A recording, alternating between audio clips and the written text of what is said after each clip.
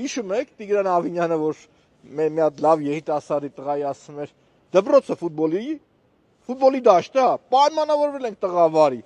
կսարքենք, այդ հարցը լուծված է։ Ֆուտբոլի դաշտը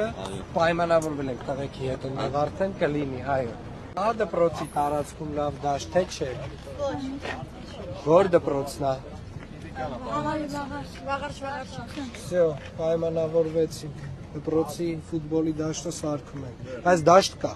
Հա, պարոն Ավինյան, կավորվի պրոֆեսիոնալակելով խնդիր ունի, բայց կա։ Խոտով դաշտ։ Մի եկանք դպրոց, ժողովուրդ։ Ճիշտը որ ասեմ, մեր Ավինյան Տիկոն սարքել է։ Ուղղակի ինձ թվում է, որ ճիշտ կլինի, այն որ ինքը ասում էր լապատկեքը յալլա ձեռներդ փողոցներդ մաքրելու, հիմա ես ասեմ Տիգրան Ավինյան, քաղաքապետարանի արգիշտի մեկում նստած պաշտոնյաներին յալլա հավաքի բեստեղ սաղին, որ երեխեք երբ որ ֆուտբոլ կխաղան ու երբ որ գոլ կխփեն երեխեքը, գնդակը կթռնի գնա այնտեղ, վազելով գնաք հետ բերեք այդ գնդակը։ Չի կարելի, ժողովուրդ։ Այս Տիգրան Ավինյանի սարկած ֆուտբոլի դաշտն է, ժողովուրդ, նայեք։ Այս դարպասն է, ժողովուրդ։ Դարպասն է։